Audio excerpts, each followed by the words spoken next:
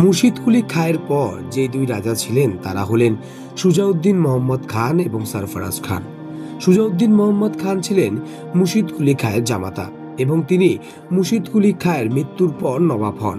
তারপরে তার পুত্র সরফরাজ খান নবাবের পদ গ্রহণ করেন।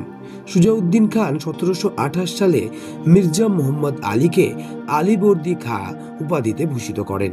এই সময় থেকেই মির্জা মোহাম্মদ আলী আলীবর্দী খাঁ নামে পরিচিতি লাভ করেন। দেশ পরিচালনার সকল ক্ষেত্রে আলীবর্দী সুজাউদ্দিনের প্রধান উপদেষ্টার দায়িত্ব পালন করতে থাকেন। নবাব তার প্রতি এমন নির্ভরশীল হয়ে পড়েন যে বছরে অন্তত একবার রাজমহল থেকে রাজধানী মুর্শিদাবাদে তার ডাক পড়ত। 1732 সালে মুঘল সম্রাট মুহাম্মদ শাহ বিহারকে বাংলার অধীনে নিয়ে আসেন, কিন্তু নবাব সুজাউদ্দিন সম্পূর্ণ অঞ্চল নিজের অধীনে না রেখে আলীবর্দীকে বিহারের নায়েব নাজিম হিসাবে নিয়োগ দেবার সিদ্ধান্ত নেন। 1733 সালে তিনি আলীবর্দীকে বিহারের নায়েব নাজিম নিযুক্ত করেন এবং তাকে 5000 অশ্বারোহী সৈন্যের মনসবাদী প্রদান করেন। আলীবর্দীর দায়িত্ব গ্রহণের পূর্বে বিহার প্রদেশ জুড়ে বিশৃঙ্খলা বিরাজ করছিল।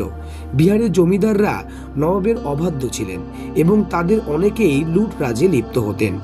আলীবর্দী তাদের বিরুদ্ধে অভিযান পরিচালনা করেন এবং তাদেরকে পরাজিত করে নবাবের বশ্যতা স্বীকারে ও নিয়মিত রাজস্ব প্রদান করতে বাধ্য করেন। বাংলার নায়েব লাভের পর আলীবর্দী খাঁ বাংলা শাসন ব্যবস্থার গুরুত্বপূর্ণ রদবদল করেন। 1740 সালে নভেম্বরে মুঘল সম্রাট তাকে আনুষ্ঠানিকভাবে সনদ প্রদান করেন।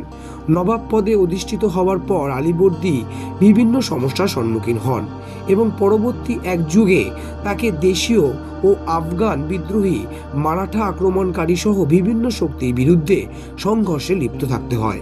এসবের মধ্যেই আলীবর্দীর কনিষ্ঠ কন্যা আমিনা বেগমের তার কনিষ্ঠ ভাতিজা জৈনুদ্দিন আহমদের সঙ্গে বিবাহ বন্ধনে আবদ্ধ হন এবং আমিনা বেগমের গর্ভে সিরাজউদ্দৌলার জন্ম হয়। আলীবর্দী নিজের কোনো পুত্র সন্তান না থাকায় আলীবর্দী সিরাজউদ্দৌলাকেই তার উত্তরসূরি ঘোষণা করেন।